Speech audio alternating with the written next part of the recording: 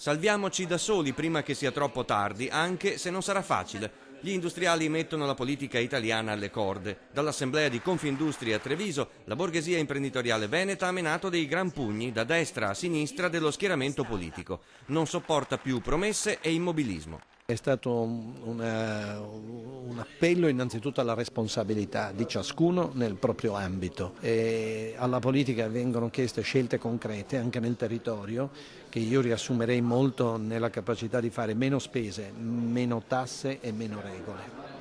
È facile a dirsi, poi soprattutto quando si tratta di decidere dove si fanno meno spese. Le parole del leader di Confindustria Treviso, Alessandro Vardanega, sono il segnale di un'insofferenza ormai trasversale per la politica. Il presidente ne ha avuto per tutti, dalle banche in asfissia del credito, che se non prestano nemmeno guadagnano, all'inconcludenza di governo e opposizione, Movimento 5 Stelle compreso.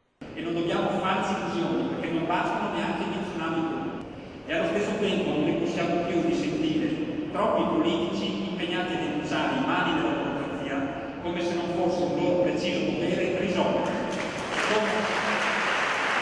Non rimane che la lobby, la costituzione di una holding finanziaria tra industriali veneti per investire soldi propri sul territorio in strutture e servizi per i quali la politica o è in ritardo o non decide. Tra questi interventi c'è anche il sostegno al progetto della città metropolitana, con l'azzeramento delle province, le unioni dei comuni, gli accordi territoriali aziendali con i sindacati. Una semplificazione dello Stato caldeggiata anche a pochi chilometri da Treviso nell'assemblea di Confindustria Belluno, dove si è fatta sì autocritica per i troppi campanilismi di Vallata, ma si è anche ricordato al sottosegretario all'economia, il veneziano Pierpaolo Baretta, che la pubblica amministrazione deve finire di pagare i suoi debiti alle aziende, che costo del lavoro e tasse vanno ridotti per le imprese che producono e danno lavoro.